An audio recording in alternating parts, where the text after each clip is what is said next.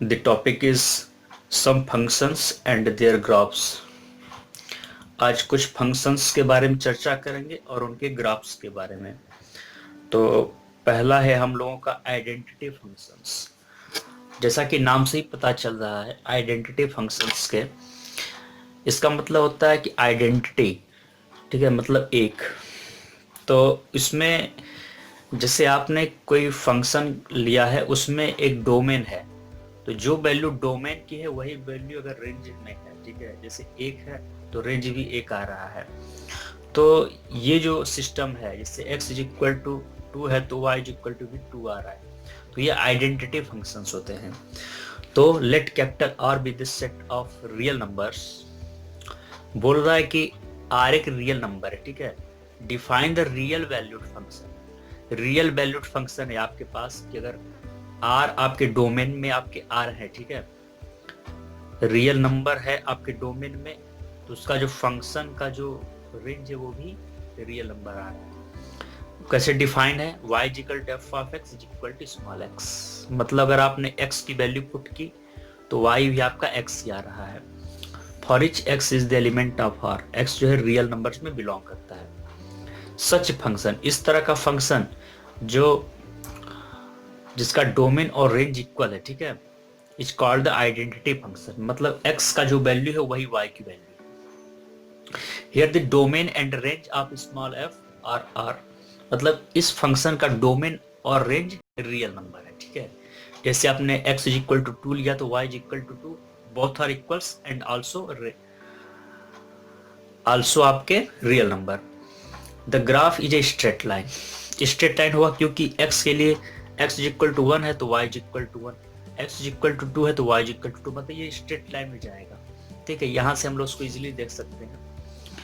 अगर आपने x is equal 0 लिया तो y इज इक्वल टू 0, आपने x इज इक्वल टू 1 लिया तो y इज इक्वल टू 1, और x इज इक्वल टू 2 लिया तो y is equal to 2, x is equal to 3 लिया तो y इज इक्वल टू 3, और x इज इक्वल टू आपने 4 लिया तो y is equal to 4, x is equal to 6 लिया तो y इज इक्वल टू 6।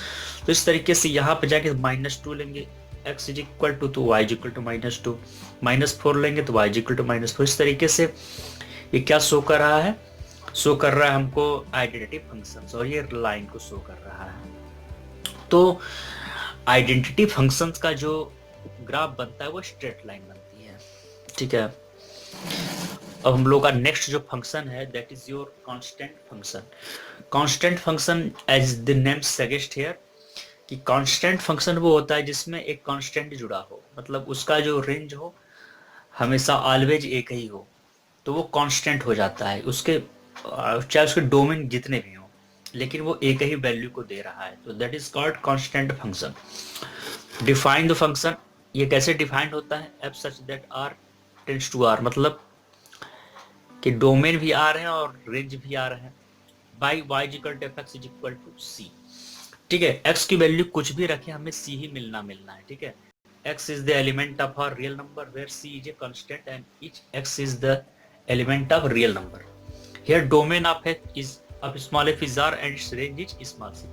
मतलब जो आपका डोमेन है उस फंक्शन का वो रियल नंबर्स है। जैसे आपने देखा x की वैल्यू बहुत सारी है, ठीक है, तो ये आपका डोमेन का काम कर रहा है। लेकिन रेंज क्या है आपका? सिर्फ एक ही है, वो है आपका x इज इक्वल टू 3। थोड़ा सा 2 से ऊपर जाइए, ये 3 आ जाएगा, ठीक है। 2 से ऊपर 3 है, और हमेशा देखेंगे -6 पर भी वो उसी लाइन पे, यानी कि 3 पर है, -4 पर भी 3 पर है, 2 पर भी 3 पर है, 4 पर भी, मतलब y की वैल्यू सेम आ रही है, ठीक है। लेकिन यहाँ पर डोमेन आपके बदल रहे हैं, तब भी वो कांस्टेंट दिखाई दे रहा है y, तो it's range is small C. तो ये fx इज इक्वल टू 3, ये जो हमारा फंक्शन है ये क्या है?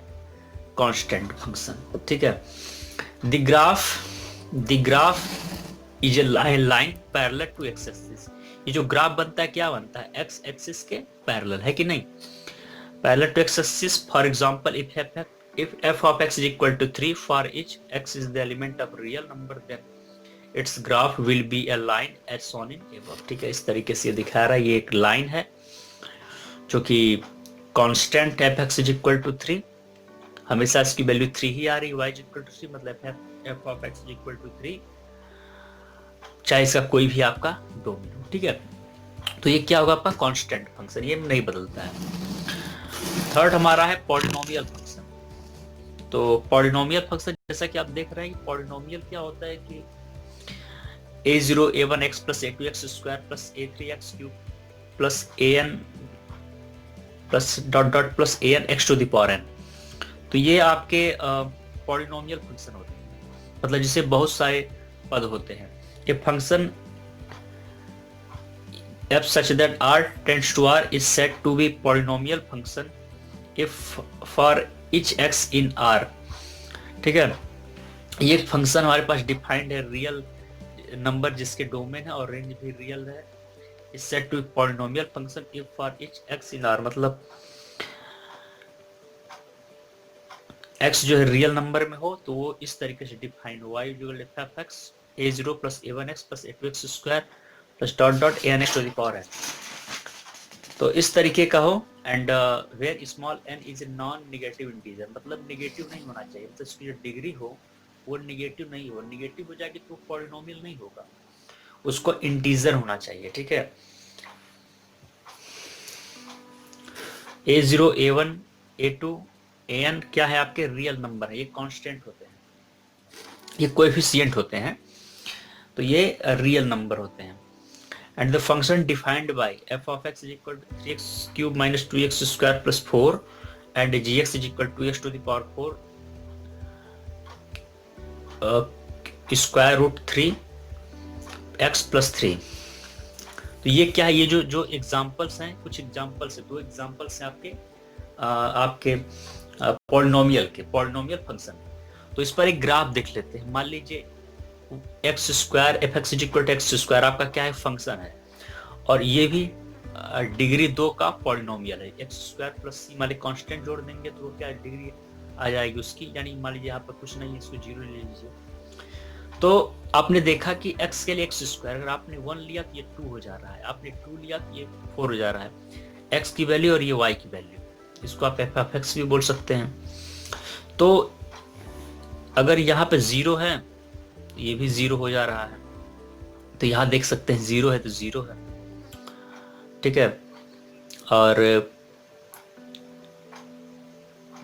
जैसे ही 1 हो जाएगा तो ये 2 हो जाएगा, फिर 2 हो जाएगा तो 4 हो जाएगा। यानी आपने देखा कि x की वैल्यू अगर यहाँ पर है तो ये चीज यहाँ पे जा रही है। ठीक है, तो इसको आप देखेंगे अगर x की 2 है तो यहाँ 4 है, यहाँ 3 है तो यहाँ पर 9 हो जाएगा। इस तरीके से, हालांकि ग्राफ में कुछ दिक्कत है लेकिन आप देखेंगे, इसको बनाएंगे, प्लॉट करेंगे तो उसी बेस पे जाएगा। ठीक है, तो ये इस तरह का कुछ बनेगा हमें पैराबोला की तरह। तो ये जो फंक्शन बन रहा है हमारे पास पॉलिनोमियल फंक्शन है, इस यह पैराबोलिक हो जा रहा है। और रेशनल फंक्शन को देख लेते हैं। रेशनल फंक्शंस और functions of the type f of x upon gx, इस तरह के जो फंक्शन होते हैं, ठीक है, ये रेशनल फंक्शन होते हैं। वेयर fx एंड gx, मतलब इसमें डिनोमिनेटर, इसमें न्यूमरेटर और डिनोमिनेटर 2 होते हैं। ठीक है, ऊपर और न्यूमरेटर, नीचे denominator. Where fx and gx are polynomial function, ठीक है, of x defined in a domain. x जो है डोमेन में है, और fx और gx, मतलब fx मतलब उसकी फंक्शन हो गया और gx उसका फंक्शन हो गया। तो लेकिन gx क्या होना चाहिए, 0 के बराबर नहीं होना चाहिए। fx gx should not equal to 0। और इसका एक फंक्शन लेके चलते हैं यहाँ पे, मतलब उसका ग्राफ को। तो ये हमारे पास एक फंक्शन है f of x is equal to 1 by x। ऊपर वाले कांस्टेंट फंक्शन ले सकते हैं, नीचे gx का काम करेगा। तो आपने देखा कि अगर x की वैल्यू अगर आपने यहाँ पर 1 रखी तो y आपका हो जाएगा 1, x की वैल्यू आपने 2 रखी तो y हो जाएगा 0.5, और x इज इक्वल टू आपने यहाँ पर 4 लिया तो ये हो जाएगा 0.25, x इज इक्वल टू आपने 5 लिया तो ये हो जाएगा आपका 0.20। ठीक है, तो इस तरीके से अब जब इसको प्लॉट करेंगे, x इज इक्वल टू 1 1 और x इज इक्वल टू 1 तो y is equal to 1, x is equal to 2 तो ये 0.5 पे चला जाएगा। ठीक है, और x इज इक्वल टू आपने अगर यहाँ पे 4 ले रखा है तो 0.25 पे चला जाएगा। जैसे ही आप 1 पे आएंगे तो ये 1 पे आ जाएगा, और आपने और छोटा करना है x इज इक्वल टू 0.5 तो ये 2 पर आ जाएगा। ठीक है, तो ये 0.5 अगर आपने लिया तो ये 2 पर आ जाएगा। यहां से, हाँ, तो इस तरीके से ये चीजें अगर आप पुट करते जाएंगे, अगर माइनस में भी अगर आपने ली, अपने यहाँ माइनस लिया तो ये -2 हो जाएगा, इस -1 लिया तो -1 हो जाएगा। इस तरीके से जो लेंगे वो चीज होता चला जाएगा। ठीक है, तो पॉजिटिव साइन जो होगा पॉजिटिव को यहाँ से लेंगे, निगेटिव को यहाँ से लेंगे। ठीक है, अगर आपने लेना है x इज इक्वल टू 4 तो y आपका क्या जाएगा 0.25। तो यहाँ से अगर आप लेंगे x इज इक्वल टू 4 तो y आपका क्या मिलना चाहिए 0.25। ठीक है, तो ये यहाँ से देखेंगे ये चीज और सटते हुए यहाँ पे जाएगी। ठीक है, 0.25 1 से थोड़ी छोटी रहनी चाहिए। तो इस तरीके से ये चीज ग्राफ में और उसको क्लियरिटी दिया जा सकता है। तो ये जो f(x = 1/x) बन रहा है, ये आपका क्या है, रेशनल फंक्शन का ग्राफ है। तो इसी तरीके से हम लोग 2 ग्राफ्स को और देखेंगे और उसके फंक्शंस को। ठीक है, थैंक यू फॉर वॉचिंग।